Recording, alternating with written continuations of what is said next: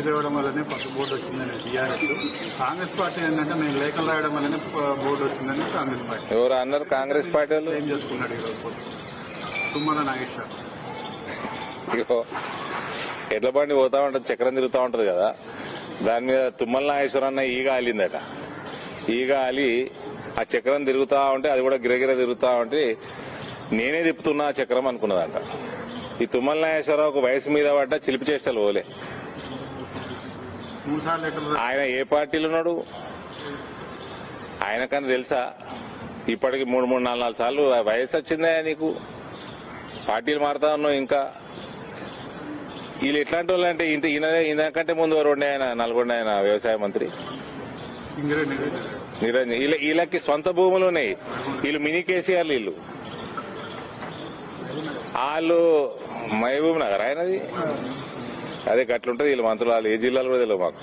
మళ్ళీ మేము active politician. వీళ్ళ పోర్ట్ఫోలియోలు తెలియదు, వీళ్ళు ఎక్కడికి వస్తారో తెలియదు. ఫ్యామిలీ రూల్డ్ పాలిటిక్స్ అంటే ఇట్లుంటాయి. వీళ్ళకట వాళ్ళ వ్యవసాయ క్షేత్రంలో వ్యవసాయం చేస్తారట. బయట మాత్రం వేరే పొలాలలో కోరు, వేరే రైతులను పట్టించుకోరు. కేసీఆర్ బాపతి ఇదంతా. So silly comments, silly fellows. Tummala Nageswara Rao, నువ్వు తెలుగుదేశంలో ఉంటివి, నువ్వు కాంగ్రెస్ లో ఉంటివి, ఉన్నావు బీఆర్ఎస్ లో ఉంటివి.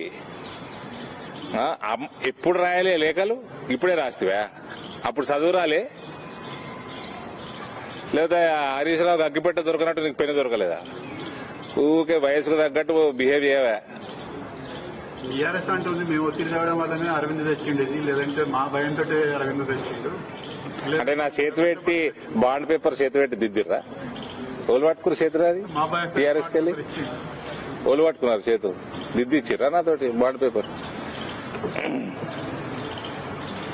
ఫ్రమ్ బాండ్ టు బోర్డ్, ఇది ఒక ప్రస్థానం. ఇది టీఆర్ఎస్ కు క్రెడిట్ ఇవ్వరా? బాండ్ రియలైజేషన్ అయింది. బాండ్ రియలైజేషన్ ఇప్పుడు బీడీ పరిశ్రమ బీఆర్ఎస్ అన్నది బ్రదర్ ఊకే అడిగి అది భూస్థాపితం కాబోతున్నది. భూస్థాపితమయ్యే సమితి అది. దాని గురించి ఊకే అడిగి మాట్లాడి కూడా టైం వేస్ట్. ఆమె జైల్లో వచ్చింది, మళ్ళీ ఎప్పుడు పోతుందో తెలియదు. ఇవాళ అన్న జైలుకి పోతాడు తొందరగానే.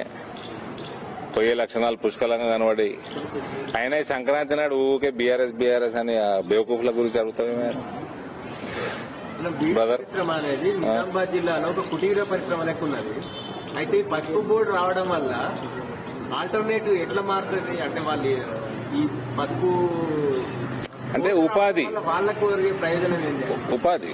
End of the day it is an income, alternate source of income. తంబాకుది యొక్క ఫ్యూచరు బ్రైట్ కనబడతలేదు. For various health hazards, international sanctions. కాబట్టి వాళ్ళకు కూడా ఆల్టర్నేట్ సోర్స్ ఆఫ్ ఇన్కమ్, మంచి బలమైన సోర్స్ ఉంటే ఆ ఏరియాకి, అక్కడ ఉన్న లోకల్ ఎకానమీకి చాలా మంచిది. ఏ ధైర్యంతో చిరునప్పుడు బాండ్ అనిపించిందా ఆ రోజు సక్సెస్ చేస్తామని? పూర్తి నమ్మకం ఉండే, నాకు పూర్తి నమ్మకం ఉండే. ఇది కాంగ్రెస్ పార్టీ వాళ్ళకు కానీ, ఈ బీఆర్ఎస్ పార్టీ వాళ్ళకు కానీ, వీళ్ళకి ఎంతసేపు రాజకీయాలు, అవినీతి, పైసలు సంపాదించుడు, సొంతంగా పెరుగుడు, వీటి మీద దృష్టి ఉండే కానీ ప్రజల మీద ఎన్నడూ లేకుండే. అందుకని వాళ్ళ పరిస్థితి ఇట్లా తయారైతా ఉంది దేశం మొత్తం.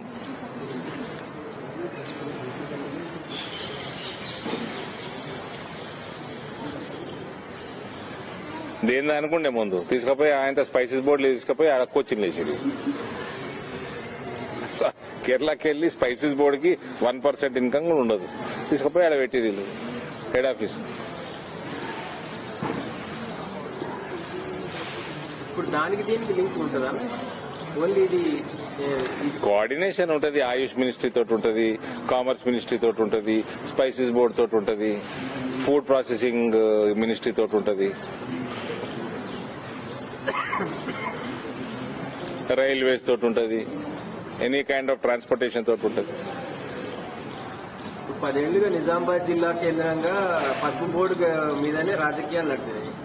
ఇప్పుడు విపక్షాలకు కానీ నెక్స్ట్ పార్టీలకు ఇంకేముంది వాళ్ళ ఓట్ల తుమ్మల నాగేశ్వరరావు చెప్తున్నా, చెరుకు ఫ్యాక్టరీలు తెరిపి నీకు సాధన అయితే వాగ్దానం చేశారు కదా, చెరుకు ఫ్యాక్టరీలు తెరిపి కొత్త ఫ్యాక్టరీ ఏమని తీసుకురా. ఊకే ముసలోడు అయ్యండి, ఇప్పటికీ బుద్ధి రాకపోతే ఆయనకి ఏదో డైలాగ్ వదులుతా ఉంటాడు. ఇంక వీళ్ళకి ఇంకా నా అగ్ర రూపం తెలియదు, ఉగ్ర రూపం. ఏదో చాదస్తాం కొద్ది వయసు వచ్చినాక.